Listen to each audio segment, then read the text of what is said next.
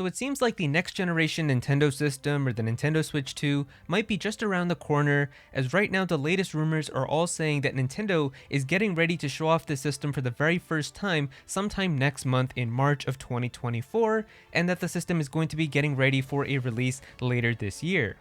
And so with all of the excitement that people have for Nintendo's next generation system, I decided today would be the perfect day to kind of start my series about Nintendo Switch 2 wishes.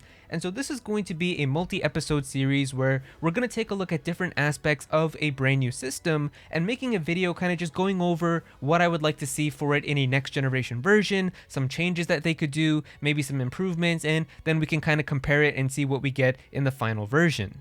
And so if you're also somebody like me who's really interested in talking about future Nintendo hardware and what the Switch 2 could be like, then you should definitely enjoy these series of videos for the next few weeks or so, as it's going to be fun just talking about different aspects of a brand new system. And so today, the very first episode is going to be about the Joy-Cons. Now, Joy-Cons are a very unique controller designed by Nintendo for the Nintendo Switch when it came out in 2017. It's a very versatile controller by having gyroscopes and accelerometers for all sorts of motion control. There's HD rumble inside of there, some haptic feedback with like the vibrations that you can get, and even an IR camera in the right Joy-Con, so there's a lot of tech that they managed to cram inside of these little devices.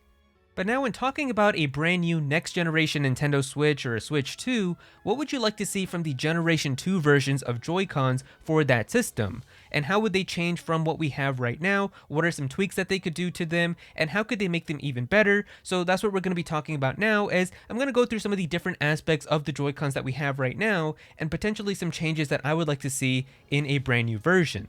And so the first thing is the actual build quality of the Joy-Cons themselves, and I do feel like the current Joy-Cons that we have right now are pretty durable and have some good build quality. They use some nice durable plastic to make them, and even like my day one Nintendo Switch Joy-Cons that I have with me from 2017, it's not like they're cracked or the plastic has chipped off or parts are broken or anything like that, so I do think that they are built to last, and I really hope that they do that moving forward with the Switch 2.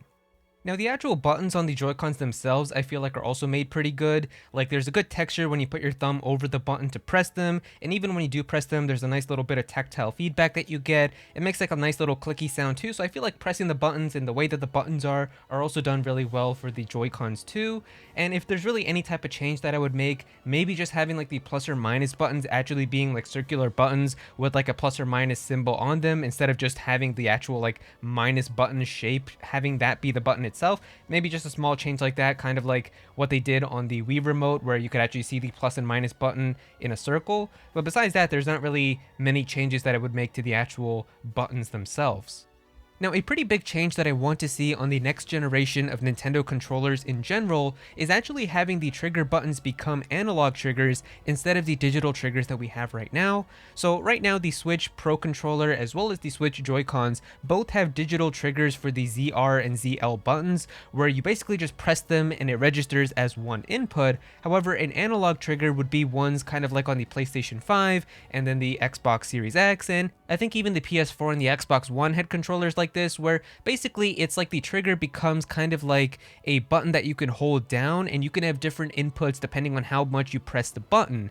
And I mean, Nintendo actually did this with the GameCube controller, and it was even used for like the water pressure and flood in Mario Sunshine and things like that. But I feel like just having a controller trigger like this is much more necessary with a lot of games and things that are coming out nowadays. So like there's a lot of creative ways that people use them in games, especially with like games where like if you have like a bow and arrow, you can like kind of pull back your bow depending on how much you press down the trigger button. For like shooter games, it could be like, you know, how much you press down on the trigger for how much your gun is firing and things like that. And then even in like racing games too, for like the acceleration pedal, like the more you press down, the faster your car goes. Either way, I feel like just having analog triggers is very useful in a lot of games, and it's a change that I definitely want to see on the next generation of Nintendo controllers. Now, the actual connection mechanism I feel like is also a pretty interesting discussion, because this is something that I've actually seen some people kind of divided upon in terms of what Nintendo might do for the Switch 2. So obviously the Switch right now has detachable Joy-Cons where you can take out each side and then they slide into like a metallic rail that is on the side of your actual Switch console. And did you guys actually know that originally Nintendo was going to have the Switch Joy-Cons connect to the side of your system using magnets, but they decided, I guess, it wasn't wasn't really sturdy enough or whatever, so in the end they decided to use metallic rails where you slide your Joy-Con into them and you click them into place. And I feel like this does work for the most part. But I also did notice that after sliding the Joy-Cons in and out of the rails for a few years, it did make it kind of a little less sturdy than how it was when I first got my Switch in 2017. So I don't know how many of you guys have also had this experience, but it feels like now when I slide the Joy-Cons into the rails, there's like a little bit of wobble at the edge of like the actual Joy-Cons where you can kind of like put your finger on it and kind of see it wobbling in place, even though it's already clicked into the side of the rail. So I don't know if that's like a design thing with like the actual rail itself or the Joy-Con slider or whatever, but I do kind of notice that a little bit. So it's not like horrible, but I do hope that for like the next system, if they still have a connecting mechanism, they can kind of figure out a way for like over time, even after doing it over and over, it still remains pretty sturdy.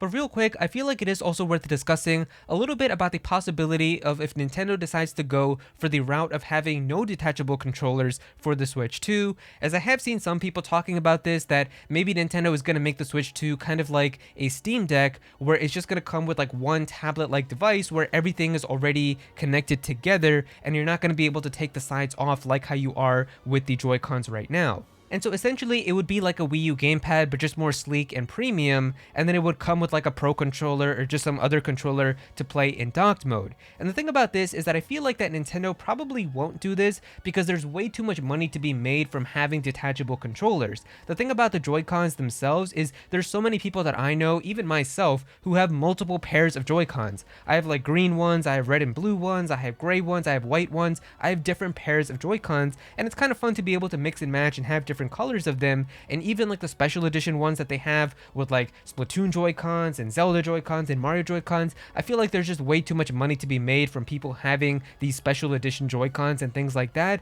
to the point where if everything was connected onto one system, then Nintendo would be losing out on so much money from people buying those special Joy-Cons. So it's because of that that I feel like they're probably just going to keep having detachable controllers. And it's also a core component of the Switch itself because each of those sides is able to work as its own controller. So in like a game like Mario Kart, you can give one Joy-Con to somebody else and they can use that to play multiplayer with you. And I feel like having everything connected together would take away from that aspect too. So I am expecting it to be detachable again, just like how we have currently on the Switch Joy-Cons.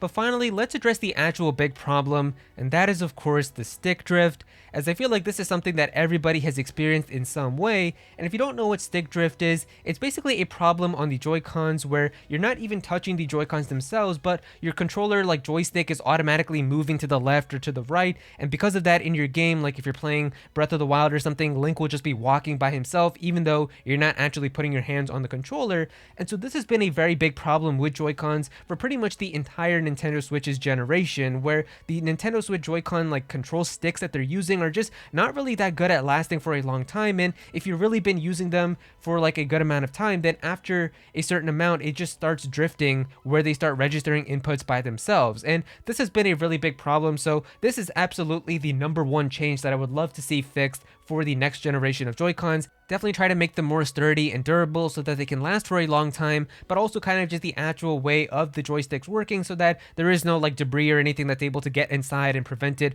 from drifting. So that's really the biggest change that I feel like everybody wants fixed for the Joy-Cons.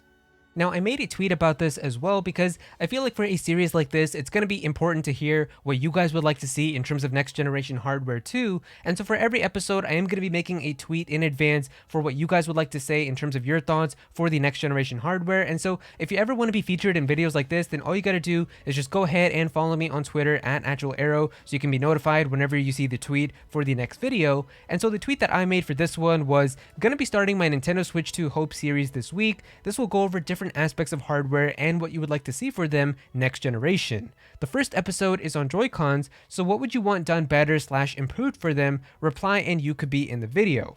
And so going down here into the comments, we've got Snowy here saying, honestly, I just used my Pro controller, but I feel like they could be bigger because the buttons feel very small to me. I don't know if it's just controller syndrome though. So the thing about the Switch Joy-Cons is I have seen some people say that if you do have like really big hands, it does feel kind of like the controllers are very small. I think my hands are kind of more so medium sized, so I don't really have that much of an issue with them. But I do think that the next generation Joy-Cons will be bigger because the actual system is rumored to have an 8-inch screen, and because of that, the body of the system itself is probably going to be bigger, and so in terms of that, you're going to need bigger Joy-Cons to slide into the sides. So I feel like it is going to be bigger, so hopefully that is going to be something that's going to be better with the next generation. Daniel is saying, I think that they should be a tad bigger in my experience. I've had people say that they were too small for their hands. They work great for me, but I know others need that. So yeah, once again, it seems like a lot of people are just saying they want them to be bigger. We've got this person here saying, I would love 3DS circle pads as an option over full-size sticks. I carry my Switch with me in my bag, and I'm always terrified of damaging the Joy-Con sticks given how fragile they are. So the thing about this is that I feel like the circle pads from the 3DS would be really cool, but the thing about this is that there's many Switch games, like Splatoon for example, where you have to click in the stick to activate like your special weapon and stuff, and a lot of games do require you pressing in the stick for like map control and things like that. So it's because of that that you can't actually press in the circle pad that I feel like they probably won't use them, but it will be a pretty neat idea. Anthony here is saying bigger, no drift, and a rubberized grip. So yeah, I feel like a lot of people are just saying they want them to be bigger. No drift seems to be a lot of the big things that people are saying too. For me, two big things, ergonomics and the sticks. So yeah, I mean, people are just saying they want it to be more comfortable, no stick drift. For ergonomics, like the actual size, it's too small for young adults. Yeah, so it seems like a lot of you guys are saying that you just want them to be bigger. Obvious stick drift issues and ergonomics. Kind of feel a little bit awkward to hold. The ergonomics for sure, they're uncomfortable for long sessions. The drift sticks, and also it has to be bigger. The buttons need to be more separated. Yeah, it seems like a lot of you guys are really just saying that you want them to be bigger and that you don't want them to have stick drift. Simple, no more drift. Make the Joy-Cons with Hall effect sensors so they don't drift as easily. Yeah, it seems like literally everybody's just saying they want them to be bigger. So yeah, for me, I never really had a huge issue with the size of the Joy-Cons, but I guess for some people they do want them to be bigger. So yeah, I guess even Max here is saying more durable, hardy joysticks so there's little to no drift. That's really the main thing I'm hoping for. So yeah, it seems like a lot of you guys just want either no drift and then also the actual Joy-Cons themselves being bigger. And I feel like that is definitely something pretty reasonable to expect, and I think it is going to happen with the next generation. So it should be pretty interesting to see. But yeah, thank you guys so much for all of your responses. And remember, if you ever want to be featured in videos like this, all you got to do is just go ahead and follow me on Twitter at @Aero. But yeah, those are pretty much all of my thoughts for everything that I would like to see for a next generation Joy-Con on the Switch 2. So yeah, if you guys enjoyed the video, definitely be sure to click that like button and also subscribe to the channel, as well as I'm definitely going to have some more videos talking about the Switch 2, so definitely be sure to subscribe so you don't miss out on that.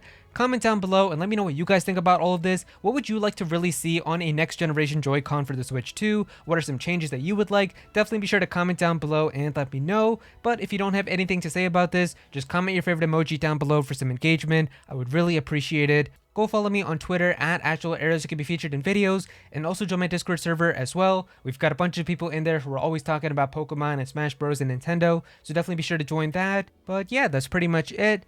Thank you so much for watching.